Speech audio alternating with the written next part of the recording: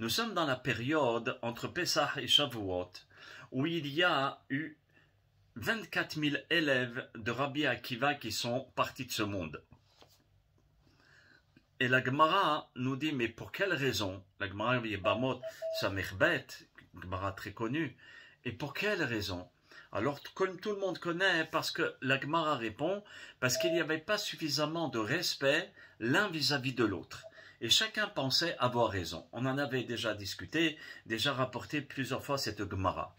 Mais cette Gemara, elle est d'une importance capitale. Parce que la Gemara nous dit, par le manque de respect, même si c'était des tops et c'était des grands, c'était des géants en Torah, eh bien cette lacune, elle est omniprésente. Elle risque de causer des dégâts dans le peuple d'Israël et dans notre vie.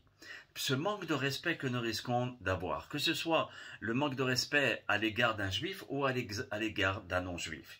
Ce n'est pas parce que c'est un non-juif que c'est pas une créature d'Hachem. Et nous devons faire très attention aux nations de la manière dont nous nous comportons. Et lorsque les nations viennent à nous dégrader de cette manière, de nous frapper dans la rue, de frapper n'importe qui, tout ce qui bouge et tout ce qui est juif, allez, on lui rentre dedans. Il faut réfléchir pourquoi, qu'est-ce qui se passe? C'est encore une fois le message que nos gdolim nous disent, le respect, l'amour de l'un vis-à-vis de l'autre. Si on reçoit un message de haine, cela veut dire que dans le peuple d'Israël, malheureusement, même si on crie sur les toits l'amour, l'amour, l'amour, eh ben malheureusement c'est un point qui laisse à désirer. Et nous devons faire énormément attention à ça. Malheureusement, ou heureusement, je ne sais pas, je suis bien placé pour savoir parfois le déchirement qu'il y a entre deux frères, deux sœurs, entre les Bnei Israël, où ils se déchirent pour une affaire d'argent, ils sont prêts à s'arracher la vie. Et je me dis, ne pas travailler là-dessus. Je ne parle pas qui a raison et qui a tort. Dans un problème pareil, ok, c'est une affaire du Beddin. Mais siégeant dans le Beddin et je vois la haine qui sort des propos de l'un et des propos de l'autre, ça me met très très mal à l'aise. Parce que d'un côté, je me dis, c'est pas avec ça que le Mashiach va se dévoiler. Et c'est pas avec ça que les nations vont nous respecter. Que ce soit en 1939 ou bien que ce soit pendant toutes les guerres que nous avons subies, le manque de respect que nous avons par rapport aux nations ou par rapport à nous-mêmes, nous vis-à-vis du frère, que ce soit un frère juif ou un frère de sang, il faut faire très très attention de la manière dont on se comporte. Parce que si on ne se comporte pas de la manière dont un juif doit se comporter, alors il risque d'avoir un problème, c'est que les nations nous rentrent dedans.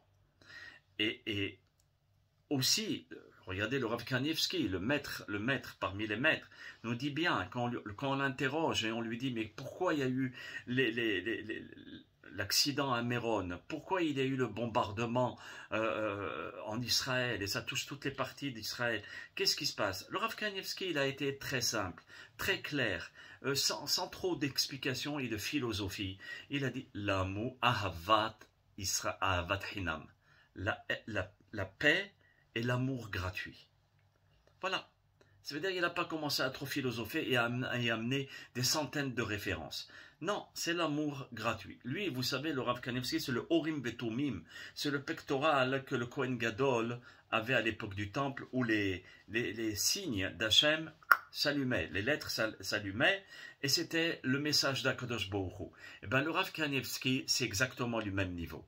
Et il nous dit, depuis Méron jusqu'à maintenant, la Havat Hinam, cessez de vous haïr, qu'on cesse de se haïr, même si on crie sur les toits, et comme j'ai expliqué dans le cours de mardi, on crie sur les toits de s'aimer, mais tant qu'on ne va pas régler les problèmes psychologiques ou bien d'établir où est ma place dans le monde et où est ma place et mes limites vis-à-vis des autres, vis-à-vis de mes frères, vis-à-vis des gens qui m'entourent, je serai toujours en trouble.